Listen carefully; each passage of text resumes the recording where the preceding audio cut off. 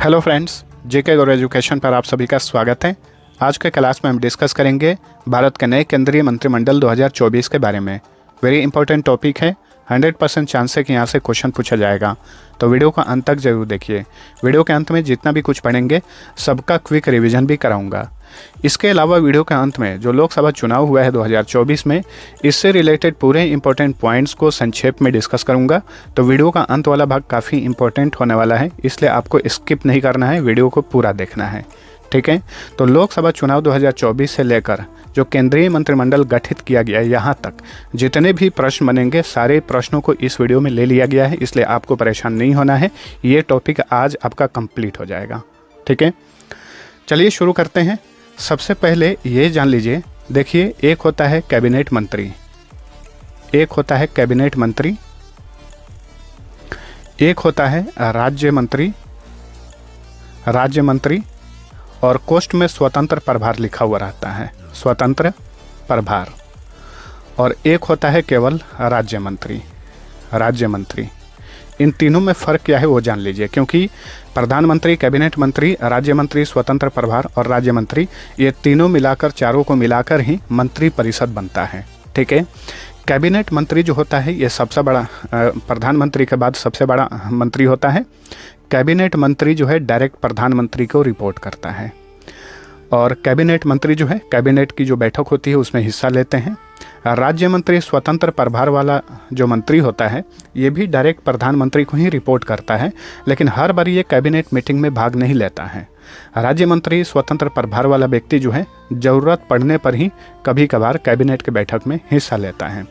जो राज्य मंत्री होता है ये कैबिनेट की बैठक में कभी भी हिस्सा नहीं लेता है, और राज्य मंत्री जो है इस विभाग का जो कैबिनेट मंत्री होता है उसे रिपोर्ट करता है। यानी राज्य मंत्री स्वतंत्र प्रभार और कैबिनेट मंत्री डायरेक्ट प्रधानमंत्री को रिपोर्ट करते हैं, वहीं राज्य मंत्री जो है उस विभाग के कैबिनेट मंत्री को रिपोर्ट करता है। तो तीनों में यही अंतर है। ठीक है, अब चलिए हम शुरू करते हैं आज का हमारा प्रश्नोत्तरी। पहला प्रश्न है, नरेंद्र मोदी लगातार तीसरी बार प्रधानमंत्री बनने वाले भारत के कौन से नेता बने हैं? देखिए, भारत के प्रधानमंत्री नरेंद्र मोदी लगातार तीसरी बार पीएम बनने वाले भारत के कौन से नेता बने हैं? तो ये भारत के दूसरे नेता बने हैं जवाहरलाल नेहरू के बाद में। ठीक है, इसके अलावा ये भारत के पहले गैर कांग्रेसी नेता बन गए हैं जो कि लगातार तीसरी बार प्रधानमंत्री बन रहे हैं। ठीक है, पहली बार ये पीएम मोदी 2014 में पीएम बने, दूसरी बार 2019 में, और तीसरी बार ये 2024 में भारत के प्रधानमंत्री बन रहे हैं। ये भी क्वेश्चन पूछा जा सकता है कि 2024 में प्रधानमंत्री नरेंद्र मोदी किस लोकसभा सीट से चुनाव जीते हैं? तो वाराणसी, उत्तर प्रदेश के वाराणसी लोकसभा सीट से ये चुनाव जीते हैं। ठीक है, भारत के प्रथम प्रधानमंत्री कौन थे? जवाहरलाल नेहरू। अच्छा, पीएम मोदी ने किस दिन शपथ ली? 9 जून 2024 को। किसने शपथ दिलाई? भारत के राष्ट्रपति द्रौपदी मुर्मू ने। ठीक है, क्योंकि भारत के प्रधानमंत्री को पद की शपथ कौन दिलाता है? भारत का राष्ट्रपति। वर्तमान में भारत के राष्ट्रपति हैं द्रौपदी मुर्मू। उन्होंने 9 जून 2024 को प्रधानमंत्री नरेंद्र मोदी को पीएम पद की शपथ दिलाई। चलिए अगला क्वेश्चन है, 2024 में भारत के नए गृह मंत्री कौन बने हैं? तो देखिए, लगातार दूसरी बार गृह मंत्री बने हैं अमित शाह। अमित शाह कहाँ से लोकसभा सांसद बने हैं? गांधीनगर से, गुजरात के गांधीनगर से। जो प्रमुख व्यक्ति हैं किस लोकसभा सीट से चुनाव जीते हैं, याद रखिएगा, अमित शाह जो है गुजरात के गांधीनगर से लोकसभा चुनाव जीते हैं, और ये लगातार दूसरी बार भारत के गृह मंत्री बनाए गए हैं। भारत के स्वतंत्र भारत के प्रथम गृह मंत्री कौन थे? सरदार वल्लभ भाई पटेल। ठीक है, अमित शाह के पास एक और मंत्रालय है। कौन सा मंत्रालय? सहकारिता मंत्रालय। गृह मंत्रालय के अलावा इनके पास सहकारिता मंत्रालय भी है। 2024 में भारत के नए रक्षा मंत्री कौन बने हैं? तो ये हैं राजनाथ सिंह। पिछली बार भी यही रक्षा मंत्री थे, और इस बार भी राजनाथ सिंह को ही रक्षा मंत्री बनाया गया है। किस लोकसभा सीट से ये चुनाव जीते हैं? लखनऊ लोकसभा सीट से इस बार ये चुनाव जीते हैं। भारत के प्रथम रक्षा मंत्री कौन थे? सरदार बलदेव सिंह। 2024 में भारत के नए विदेश मंत्री कौन बने हैं? तो फिर से रिपीट हुए हैं एस जयशंकर, इनका पूरा नाम है डॉक्टर सुब्रमण्यम जयशंकर। ठीक है, तो एस जयशंकर जो हैं ये भारत के विदेश मंत्री बनाए गए हैं। याद रखिए ये लोकसभा सीट से नहीं जीते हैं बल्कि ये राज्यसभा सदस्य हैं। क्या हैं? संसद का उच्च सदन राज्यसभा होता है, राज्यसभा के सदस्य हैं एस जयशंकर। ठीक है, गुजरात से ये राज्यसभा सदस्य हैं। 2024 में भारत के नए वित्त मंत्री कौन बने हैं? तो देखिए ये रिपीट हुई हैं निर्मला सीतारमण। ठीक है, निर्मला सीतारमण जो हैं इन्हें वित्त मंत्रालय 2024 में दिया गया है। ये भी लोकसभा सदस्य नहीं हैं बल्कि राज्यसभा सदस्य हैं। निर्मला सीतारमण जो हैं ये राज्यसभा सदस्य हैं। कहाँ से? कर्नाटक से। भारत के प्रथम वित्त मंत्री कौन थे? देखिए प्रथम भी पूछा जाता है बार बार, इसलिए बता दे रहा हूँ। तो स्वतंत्र भारत के प्रथम वित्त मंत्री थे R.K. षणमुगम शेट्टी। ये भारत के प्रथम, स्वतंत्र भारत के प्रथम वित्त मंत्री थे। ठीक है, अच्छा मैंने आप सभी को ये नहीं बताया है कि स्वतंत्र भारत के प्रथम विदेश मंत्री कौन थे। तो जवाहरलाल नेहरू। ठीक है, पीएम पद भी उन्हीं के पास था और विदेश मंत्रालय भी उन्हीं के पास था। 2024 में भारत के नए रेल मंत्री कौन बने हैं? तो देखिए अश्विनी वैष्णव। ठीक है, ये भी रिपीट हुए हैं, रेल मंत्रालय इन्हीं को दिया गया है, पिछली बार भी यही रेल मंत्री थे। और इनके पास जो है इस बार 3 मंत्रालय दिया गया है। एक तो हो गया रेल मंत्रालय, एक सूचना एवं प्रसारण मंत्रालय, आप नोट करते चलिए, रिवीजन कर लीजिएगा, वैसे इस वीडियो के अंत में रिवीजन कराने वाला हूँ। और एक और मंत्रालय इन्हें दिया गया है इलेक्ट्रॉनिक्स और सूचना प्रौद्योगिकी मंत्रालय। ठीक है, 3 मंत्रालय हो गए, रेल मंत्रालय, सूचना एवं प्रसारण मंत्रालय और इलेक्ट्रॉनिक और सूचना प्रौद्योगिकी मंत्रालय। ठीक है, अश्विनी वैष्णव को 3 मंत्रालय दिया गया है। अच्छा, स्वतंत्र भारत के प्रथम रेल मंत्री कौन थे? Doctor John Mathai. John Mathai. 2024 में भारत के नए शिक्षा मंत्री कौन बने हैं? तो शिक्षा मंत्रालय दिया गया है धर्मेंद्र प्रधान को। ऑप्शन सी राइट आंसर है। स्वतंत्र भारत के प्रथम शिक्षा मंत्री कौन थे? मौलाना अबुल कलाम आजाद। 2024 में भारत के नए स्वास्थ्य मंत्री कौन बने हैं? तो ये हैं जगत प्रकाश नड्डा, यानी JP नड्डा। ठीक है, इन्हें स्वास्थ्य मंत्रालय दिया गया है। एक और मंत्रालय इन्हें दिया गया है केंद्रीय रसायन और उर्वरक मंत्रालय। याद रखिएगा, जगत प्रकाश नड्डा के पास 2 मंत्रालय दिया गया है, स्वास्थ्य मंत्रालय और एक रसायन और उर्वरक मंत्रालय। स्वतंत्र भारत की प्रथम स्वास्थ्य मंत्री कौन थी? राजकुमारी अमृत कौर। 2024 में भारत के नए महिला और बाल विकास मंत्री कौन बनी है? तो ये हैं अन्नपूर्णा देवी। ठीक है, अन्नपूर्णा देवी। अन्नपूर्णा देवी को भारत का केंद्रीय महिला और बाल विकास मंत्री बनाया गया है। 2024 में भारत के नए कृषि और किसान कल्याण मंत्री कौन बने हैं? तो कृषि मंत्रालय किसे दिया गया है? ये दिया गया है शिवराज सिंह चौहान को। ये पहली बार केंद्रीय मंत्री बने हैं और इसके पहले ये पूर्व में मध्य प्रदेश के मुख्यमंत्री रह चुके हैं। ठीक है, तो शिवराज सिंह चौहान जो हैं इन्हें कृषि और किसान कल्याण मंत्री बनाया गया है। इनके पास और भी मंत्रालय दिया गया है, जैसे कि ग्रामीण विकास मंत्रालय। 2 मंत्रालय दिया गया है, कृषि और किसान कल्याण मंत्रालय और ग्रामीण विकास मंत्रालय। ठीक है, क्वेश्चन पूछे कि स्वतंत्र भारत के प्रथम कृषि मंत्री कौन थे? तो डॉक्टर राजेंद्र प्रसाद, जो कि आगे चलकर 1952 में भारत के प्रथम राष्ट्रपति बने थे। शिवराज सिंह चौहान जो है कहाँ से सांसद चुने गए हैं? इंपॉर्टेंट रहेगा, याद रखिएगा, मध्य प्रदेश के विदिशा लोकसभा सीट से ये चुनाव जीते हैं। 2024 में नरेंद्र मोदी ने लगातार तीसरी बार प्रधानमंत्री के रूप में किस दिन शपथ ली? किस दिन? 9 जून 2024 को भारत के राष्ट्रपति द्रौपदी मुर्मू ने प्रधानमंत्री नरेंद्र मोदी को पीएम पद की शपथ दिलाई। ठीक है, अच्छा ये शपथ वाला बात 2-3 फैक्ट्स बता दे रहा हूँ, याद रखिएगा। पीएम को शपथ कौन दिलाता है? भारत का राष्ट्रपति। भारत के राष्ट्रपति को पद की शपथ कौन दिलाता है? भारत का मुख्य न्यायाधीश यानी चीफ जस्टिस ऑफ इंडिया। और सीजीआई को पद की शपथ कौन दिलाता है? भारत का राष्ट्रपति।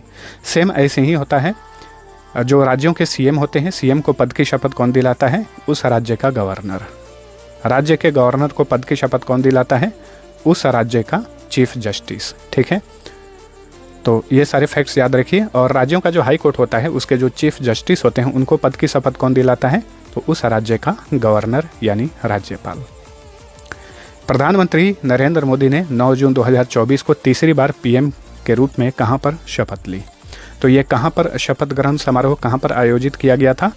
राष्ट्रपति भवन में, दिल्ली में राष्ट्रपति भवन में शपथ ग्रहण समारोह आयोजित किया गया था। प्रधानमंत्री सहित सभी मंत्रियों ने यहीं पर शपथ ली। ठीक है, अच्छा, पीएम को शपथ कौन दिलाता है? राष्ट्रपति। और प्रधानमंत्री के सलाह पर जो केंद्रीय मंत्री होते हैं उन्हें पद की शपथ कौन दिलाता है? राष्ट्रपति ही। किस देश के राष्ट्रपति मोहम्मद मोइजू प्रधानमंत्री नरेंद्र मोदी के शपथ ग्रहण समारोह में 2024 में शामिल हुए? तो मोहम्मद मोइजू जो हैं ये मालदीव के राष्ट्रपति हैं। इस बार के शपथ ग्रहण समारोह में ये शामिल हुए थे। वैसे इनको लेकर काफ़ी विवाद हुआ था कुछ महीना पहले, क्योंकि ये जो भारतीय सेना जो मालदीव में रहती है उसे ये बाहर निकलने के लिए बोल रहे थे। इसको लेकर काफ़ी विवाद हुआ था भारत और मालदीव के बीच में, आप सभी को पता होगा। लेकिन देखिए इस बार जो है इन्हें प्रधानमंत्री नरेंद्र मोदी के शपथ ग्रहण समारोह में इन्हें आमंत्रित किया गया था और ये शामिल भी हुए। देखिए पीएम मोदी के शपथ ग्रहण समारोह में जो प्रमुख व्यक्ति शामिल हुए इन सभी को याद रखिएगा, वेरी इंपॉर्टेंट है। शेख हसीना शामिल हुई जो कि बांग्लादेश की प्राइम मिनिस्टर हैं, बांग्लादेश। डॉक्टर मोहम्मद मोइजू मालदीव के राष्ट्रपति हैं। अहमद अफीफ ये सेशल्स के उपराष्ट्रपति हैं। प्रविंद कुमार जगन्नाथ ये मॉरिशस के प्रधानमंत्री हैं। श्रीलंका के राष्ट्रपति रानिल विक्रमासिंघे। भूटान के प्रधानमंत्री शेरिंग तोबगे। नेपाल के प्रधानमंत्री पुष्प कमल दहल प्रचंड। ठीक है, ये कुछ प्रमुख व्यक्ति हैं जो कि पीएम मोदी के इस बार के शपथ ग्रहण समारोह में शामिल हुए थे, इन्हें याद रखिएगा। 2024 में भारत के नए सड़क परिवहन और राजमार्ग मंत्री कौन बने हैं? तो ये रिपीट हुए हैं, नितिन गडकरी। तो ऑप्शन ए सही उत्तर है। ठीक है, और ये कहाँ से लोकसभा सदस्य चुने गए हैं? महाराष्ट्र के नागपुर से। 2024 में भारत के नए युवा मामले और खेल मंत्री कौन बने हैं? तो ये हैं मनसुख मांडविया। ठीक है, मनसुख मांडविया जो हैं इनके पास युवा मामले और खेल मंत्रालय दिया गया है।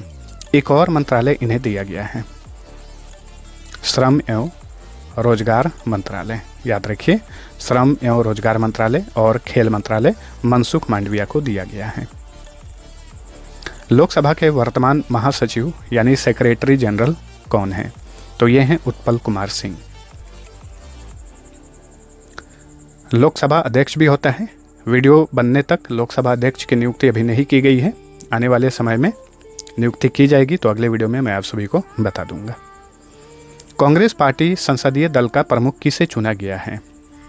तो देखिए कांग्रेस के पार्टी का संसदीय दल का प्रमुख चुनी गई हैं सोनिया गांधी। ठीक है, लोकसभा में विपक्ष का नेता कौन होगा? अभी उसका चुनाव नहीं किया गया है। भारत के प्रधानमंत्री की नियुक्ति कौन करता है? तो देखिए भारत का जो प्रधानमंत्री होता है उसकी नियुक्ति की जाती है, न कि चुनाव होता है। यहाँ पे बहुत सारे बच्चे कंफ्यूज हो जाएंगे। आप चुनते हैं किसको? सांसद को चुनते हैं, लोकसभा सदस्य को चुनते हैं। जो पार्टी बहुमत में आती है वो अपना एक नेता चुनती है और उस नेता को प्रधानमंत्री के रूप में नियुक्त कर देता है कौन? भारत का राष्ट्रपति। ठीक है, तो भारत के प्रधानमंत्री की नियुक्ति कौन करता है? भारत का राष्ट्रपति। भारतीय संविधान के अनुच्छेद 75 में ये लिखा गया है कि भारत के प्रधानमंत्री की नियुक्ति भारत का राष्ट्रपति करेगा। भारत के राष्ट्रपति का मुख्य सलाहकार कौन होता है? भारत का प्रधानमंत्री। भारत के राष्ट्रपति का ये मुख्य सलाहकार होता है। केंद्रीय मंत्री परिषद का प्रमुख कौन होता है? तो देखिए मंत्री परिषद में कैबिनेट मंत्री होते हैं, राज्य मंत्री स्वतंत्र प्रभार वाले होते हैं, राज्य मंत्री होता है, प्रधानमंत्री होता है। ठीक है, तो मंत्री परिषद में ये सभी आते हैं। और ये भी याद रखिएगा मंत्री परिषद में राष्ट्रपति और उपराष्ट्रपति नहीं आता है। ठीक है, तो क्वेश्चन पूछ रहा है केंद्रीय मंत्री परिषद का प्रमुख कौन होता है? प्रधानमंत्री। भारत का प्रधानमंत्री सरकार के कार्यों को लेकर किसके प्रति उत्तरदायी होता है या फिर जवाबदेह होता है? संसद के प्रति। वेरी इंपॉर्टेंट क्वेश्चन, याद रखिए। भारत का प्रधानमंत्री जो है सरकार के कार्यों को लेकर संसद के प्रति उत्तरदायी होता है। 18वीं लोकसभा के लिए सदन का नेता किसे चुना गया है? तो ये 18वीं लोकसभा है। ठीक है। 18वीं लोकसभा का चुनाव हुआ 2024 में। इसमें एनडीए गठबंधन की जीत हुई है और एनडीए गठबंधन ने 18वीं लोकसभा के लिए सदन का नेता चुना है नरेंद्र मोदी को, ठीक है। तो ये प्रधानमंत्री के रूप में लगातार तीसरी बार शपथ लिए हैं। तो लोकसभा में सदन के नेता कौन है? प्रधानमंत्री नरेंद्र मोदी। आमतौर पे भारत का प्रधानमंत्री ही सदन का नेता होता है लोकसभा में। वैसे प्रधानमंत्री चाहे तो लोकसभा में सदन के नेता किसी और मंत्री को भी नियुक्त कर सकता है। भारतीय संसदीय प्रणाली में मंत्रिपरिषद किसके प्रति सामूहिक रूप से उत्तरदायी होता है? क्वेश्चन को ध्यानपूर्वक पढ़िए। भारतीय संसदीय प्रणाली में मंत्रिपरिषद किसके प्रति सामूहिक रूप से उत्तरदायी होता है? लोकसभा के प्रति। वहीं सामूहिक रूप से जो पूछा है, अगर ये व्यक्तिगत रूप हो जाता कि मंत्रिपरिषद जो है व्यक्तिगत रूप से किसके प्रति उत्तरदायी होता है, तो राष्ट्रपति के प्रति होगा, ध्यान रखिए। और सामूहिक रूप से पूछे तो लोकसभा के प्रति। 18वीं लोकसभा के लिए सदन का उपनेता किसे चुना गया है? तो देखिए 18वीं लोकसभा के लिए सदन के नेता पीएम मोदी को चुना गया है। वहीं उपनेता चुना गया है नितिन गडकरी को, ठीक है, जो कि केंद्रीय सड़क एवं परिवहन मंत्रालय इन्हें इस बार दिया गया है। पिछली बार भी यही थे। केंद्रीय मंत्रिपरिषद व्यक्तिगत रूप से किसके प्रति उत्तरदायी होता है? अभी मैंने आप सभी को बताया था, राष्ट्रपति के प्रति। 18वीं लोकसभा के लिए गजेंद्र सिंह शेखावत को कौन सा मंत्रालय सौंपा गया है? इन्हें कौन सा मंत्रालय दिया गया है? इन्हें 2 मंत्रालय दिया गया है, संस्कृति मंत्रालय और पर्यटन मंत्रालय। तो गजेंद्र सिंह शेखावत को 2 मंत्रालय दिया गया है, संस्कृति मंत्रालय और पर्यटन मंत्रालय। क्वेश्चन का राइट आंसर होगा ऑप्शन नंबर डी। चलिए अगला क्वेश्चन। भूपेंद्र यादव को कौन सा मंत्रालय सौंपा गया है? पर्यावरण, वन और जलवायु परिवर्तन मंत्रालय, ठीक है। चिराग पासवान को कौन सा मंत्रालय दिया गया है? देखिए वेरी इंपॉर्टेंट क्वेश्चन रहेगा ये, क्योंकि चिराग पासवान जो है बिहार से आते हैं, लोक जनशक्ति पार्टी के नेता हैं। रामविलास पासवान के ये पुत्र हैं, पूर्व केंद्रीय मंत्री रामविलास पासवान के ये पुत्र हैं चिराग पासवान। इन्हें भी केंद्रीय कैबिनेट में जगह दी गई है। इन्हें खाद्य प्रसंस्करण उद्योग मंत्रालय दिया गया है चिराग पासवान को। चिराग पासवान कहाँ से लोकसभा सदस्य चुने गए हैं? बिहार के हाजीपुर लोकसभा सीट से, ठीक है। जीतन राम मांझी को किस मंत्रालय की जिम्मेदारी सौंपी गई है? ये भी इंपॉर्टेंट क्वेश्चन बनेगा, याद रखिएगा। जीतन राम मांझी बिहार से आते हैं और ये जो हम पार्टी है हिंदुस्तान अवाम मोर्चा, उस पार्टी के ये प्रमुख हैं और इस बार ये हम पार्टी से चुने गए हैं लोकसभा सदस्य के रूप में। और इन्हें एक मंत्रालय भी दिया गया है, सूक्ष्म लघु और मध्यम उद्यम मंत्रालय, जिसे MSME मंत्रालय भी कहा जाता है, ठीक है। याद रखिएगा इस बार के लोकसभा चुनाव में सबसे उम्रदराज सांसद बने हैं और ये सबसे इस बार के उम्रदराज मंत्री भी बने हैं। जीतन राम मांझी जो है बिहार के गया जिले से चुनाव जीते हैं। 2024 में केंद्रीय ऊर्जा मंत्रालय के नए मंत्री कौन बने हैं? तो ये हैं मनोहर लाल खट्टर, जो कि हरियाणा के पूर्व मुख्यमंत्री हैं। अब ये देखिए केंद्रीय मंत्री बन गए हैं। केंद्रीय ऊर्जा मंत्रालय इन्हें दिया गया है। इसके अलावा एक और मंत्रालय इन्हें सौंपा गया है, शहरी मामलों के मंत्रालय। भारत के इतिहास के सबसे युवा केंद्रीय मंत्री कौन बने हैं? इसे तो आप रट जाना, आने वाले एग्जाम्स में ये पूछ सकता है। भारत के इतिहास के सबसे युवा केंद्रीय मंत्री बने हैं Ram Mohan Naidu. Option B right answer है। राम मोहन नायडू जो हैं ये तेलुगु देशम पार्टी से हैं। आंध्र प्रदेश के श्रीकाकुलम लोकसभा सीट से ये चुनाव जीते हैं। इनकी उम्र मात्र 36 साल है और ये केंद्रीय मंत्री बने हैं और ये भारत के इतिहास के सबसे युवा केंद्रीय मंत्री बनाए गए हैं। कौन सा मंत्रालय इन्हें दिया गया है?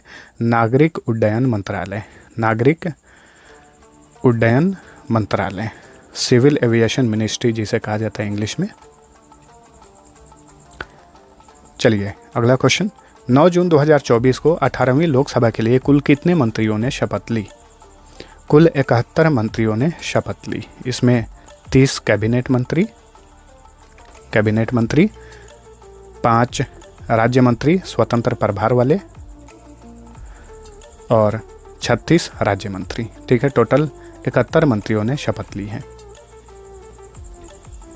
2024 के सबसे उम्रदराज केंद्रीय मंत्री कौन बने हैं? तो ये हैं जीतन राम मांझी। इनकी उम्र 79 साल है। बिहार के गया जिले से लोकसभा सदस्य चुने गए हैं। इन्हें कौन सा केंद्रीय मंत्रालय दिया गया है? MSME मंत्रालय। अब चलिए इस बार के मंत्री परिषद का फटाफट रिवीजन कर लीजिए। नरेंद्र मोदी जो हैं प्रधानमंत्री बने हैं और इनके पास कौन कौन सा मंत्रालय है? कार्मिक, लोक शिकायत और पेंशन मंत्रालय, अंतरिक्ष विभाग, परमाणु ऊर्जा विभाग, इसके अलावा सभी महत्वपूर्ण नीतिगत मुद्दे और अन्य सभी विभाग जो किसी भी मंत्री को आवंटित नहीं किए गए हैं, वो सारे विभाग जो हैं प्रधानमंत्री नरेंद्र मोदी के पास हैं। 30 कैबिनेट मंत्रियों ने शपथ ली है। गृह मंत्रालय, सहकारिता मंत्रालय अमित शाह को दिया गया है। रक्षा मंत्रालय राजनाथ सिंह को। विदेश मंत्रालय डॉक्टर सुब्रमण्यम जयशंकर को, एस जयशंकर को। वित्त मंत्रालय और कॉरपोरेट मंत्रालय निर्मला सीतारमन को दिया गया है। पंचायती राज मंत्रालय, मत्स्य पालन, पशुपालन और डेयरी मंत्रालय 2 मंत्रालय दिया गया है लल्लन सिंह को। इनका पूरा नाम है राजीव रंजन सिंह। सड़क परिवहन और राजमार्ग मंत्रालय दिया गया है नितिन गडकरी को। स्वास्थ्य और परिवार कल्याण मंत्रालय और रसायन और उर्वरक मंत्रालय 2 मंत्रालय दिया गया है JP नड्डा को। कृषि और किसान कल्याण मंत्रालय, ग्रामीण विकास मंत्रालय 2 मंत्रालय दिया गया है शिवराज सिंह चौहान को। ऊर्जा मंत्रालय, शहरी मामलों के मंत्रालय 2 मंत्रालय दिया गया है मनोहर लाल खट्टर को। भारी उद्योग और सार्वजनिक उद्यम मंत्रालय और इस्पात मंत्रालय 2 मंत्रालय दिया गया है SD कुमारस्वामी को। उपभोक्ता मामले, खाद्य और सार्वजनिक वितरण मंत्रालय, नवीन और नवीकरणीय ऊर्जा मंत्रालय 2 मंत्रालय दिया गया है प्रहलाद जोशी को। रेल मंत्रालय, सूचना और प्रसारण मंत्रालय, इलेक्ट्रॉनिक्स और सूचना प्रौद्योगिकी मंत्रालय 3 मंत्रालय दिया गया है अश्विनी वैष्णव को। महिला और बाल विकास मंत्रालय दिया गया है अन्नापूर्णा देवी को। खाद्य प्रसंस्करण उद्योग मंत्रालय चिराग पासवान को दिया गया है। पर्यावरण, वन और जलवायु परिवर्तन मंत्रालय गया है भूपेंद्र यादव के पास। दूरसंचार यानी संचार मंत्रालय और पूर्वोत्तर क्षेत्र विकास मंत्रालय 2 मंत्रालय दिया गया है ज्योतिरादित्य सिंधिया को। शिक्षा मंत्री बने हैं धर्मेंद्र प्रधान।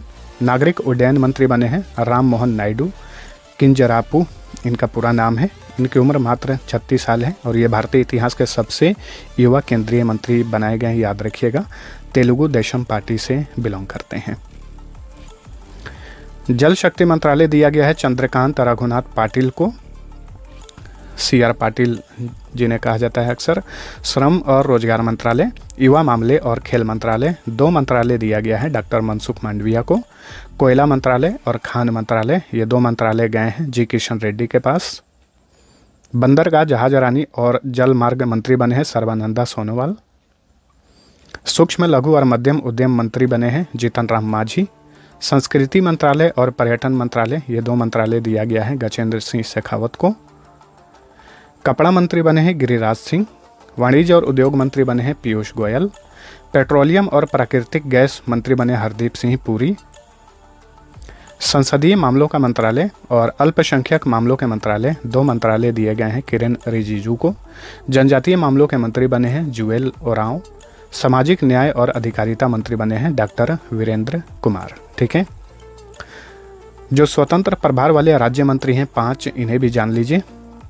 सांख्यिकी और कार्यक्रम कार्यान्वयन मंत्रालय के राज्य मंत्री, योजना मंत्रालय के राज्य मंत्री, संस्कृति मंत्रालय में राज्य मंत्री बने हैं राव इंद्रजीत सिंह।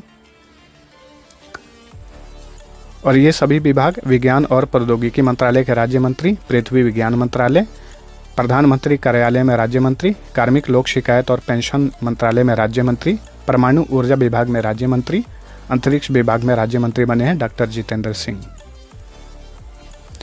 कानून और न्याय मंत्रालय के राज्य मंत्री, संसदीय कार्य मंत्रालय में राज्य मंत्री बने हैं अर्जुन राम मेघवाल।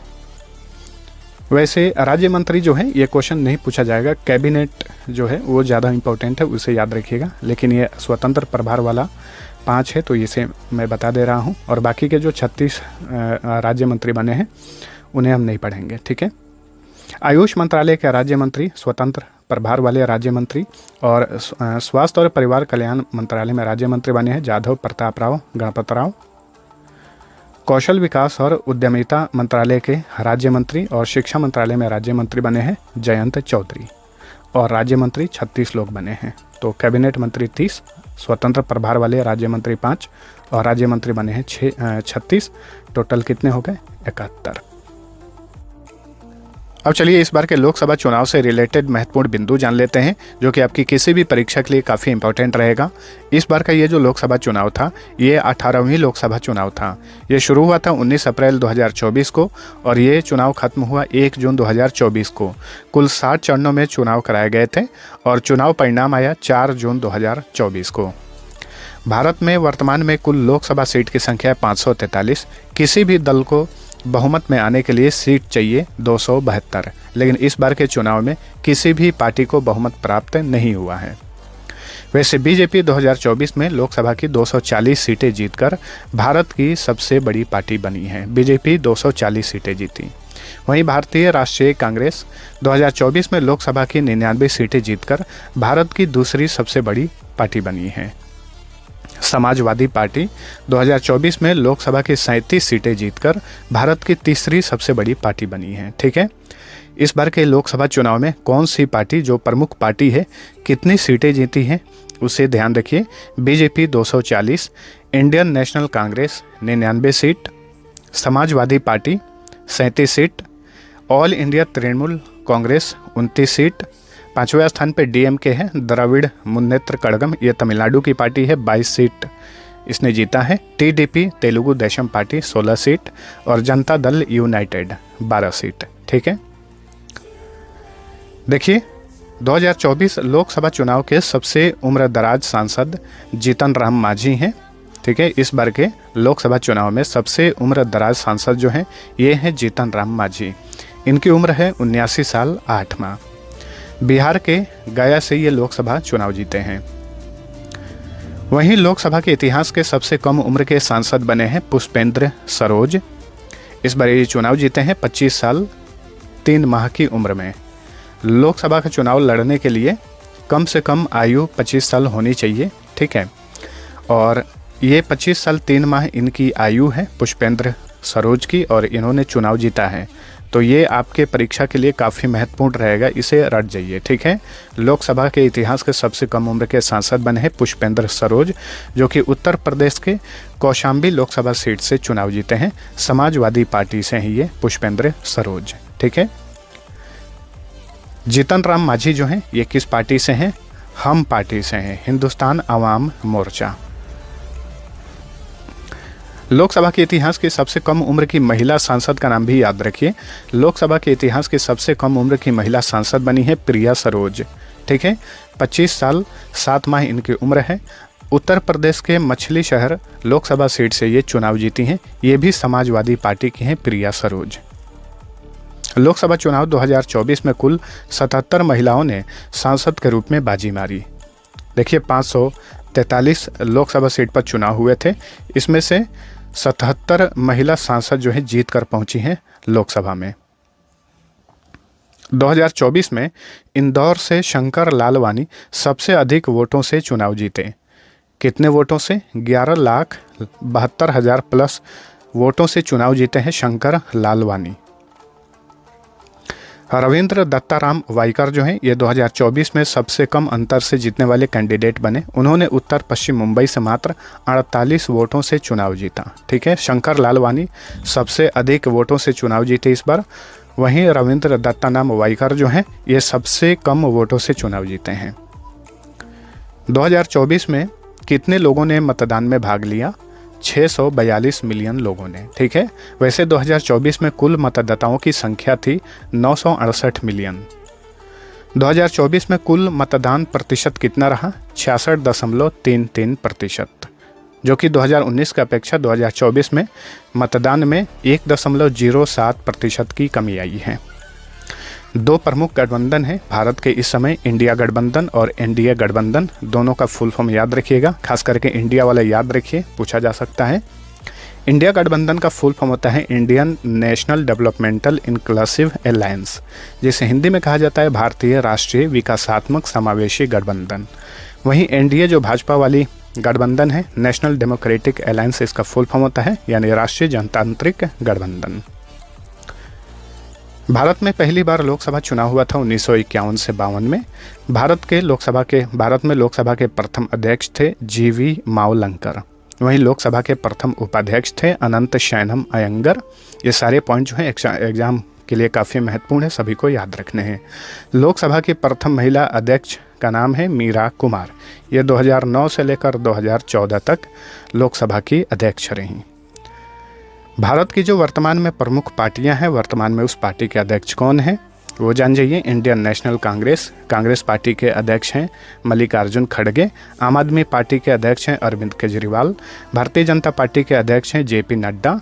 ऑल इंडिया तृणमूल कांग्रेस पार्टी की अध्यक्ष हैं ममता बनर्जी। द्रविड़ मुन्नेत्र कड़गम पार्टी के अध्यक्ष हैं MK स्टालिन, जो कि वर्तमान समय में तमिलनाडु के CM भी हैं। तेलुगु देशम पार्टी के अध्यक्ष हैं N चंद्रबाबू नायडू, ये आंध्र प्रदेश के CM बने हैं। जनता दल यूनाइटेड के प्रमुख हैं नीतीश कुमार, ये बिहार के चीफ मिनिस्टर हैं। राष्ट्रीय जनता दल के प्रेसिडेंट हैं लालू प्रसाद यादव। वहीं राष्ट्रीय जनता दल के चेयरमैन हैं तेजस्वी यादव।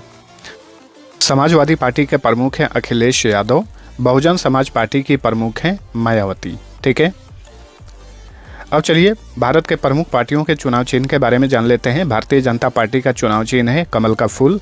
कांग्रेस का चुनाव चिन्ह है पंजा। बहुजन समाज पार्टी का हाथी। मार्क्सवादी कम्युनिस्ट पार्टी यानी कम्युनिस्ट पार्टी मार्क्सिस्ट, इसका चुनाव चिन्ह है हंसिया हथौड़ा। वहीं कम्युनिस्ट पार्टी ऑफ इंडिया का चुनाव चिन्ह है बाली हंसिया। यहाँ पे थोड़ा सा कहीं डिफरेंस है, तो आप सभी को ध्यान रखना है। राष्ट्रीय जनता दल यानी राजद का चुनाव चिन्ह है लालटेन। समाजवादी पार्टी और तेलुगु देशम पार्टी, ये भारत की दो ऐसी पार्टियां हैं जिसका चुनाव चिन्ह साइकिल है, सिर्फ बैकग्राउंड चेंज रहता है। ठीक है, जो समाजवादी पार्टी का चुनाव चिन्ह है साइकिल, ये आमतौर पर लाल और हरे रंग के पार्टी के झंडे पर बनाई जाती है। वहीं जो तेलुगु देशम पार्टी का चुनाव चिन्ह है साइकिल, ये आमतौर पर पीले रंग की पृष्ठभूमि पर बनाई जाती है। आम आदमी पार्टी का चुनाव चिन्ह है झाड़ू। अखिल भारतीय तृणमूल कांग्रेस का चुनाव चिन्ह है दो फूल। द्रविड़ मुन्नेत्र कड़गम का चुनाव चिन्ह है उगता सूरज। ऑल इंडिया अन्ना द्रविड़ मुन्नेत्र कड़गम का चुनाव चिन्ह है दो पत्तियां। जदयू यानी जनता दल यूनाइटेड का चुनाव चिन्ह है तीर। और बीजू जनता दल BJD, जिसका चुनाव चिन्ह है शंख। तो फ्रेंड्स, यह था हमारा आज का इम्पोर्टेंट सेशन। आप सभी को वीडियो पसंद आया है तो लाइक और शेयर जरूर करना। अब आप सभी के लिए क्विज है, लोकसभा चुनाव 2024 में समाजवादी पार्टी ने कितनी सीटें जीती हैं? इसका आंसर आप सभी को नीचे कमेंट करके बताना है। अब चलिए मिलते हैं अगले वीडियो में, तब तक के लिए टेक केयर।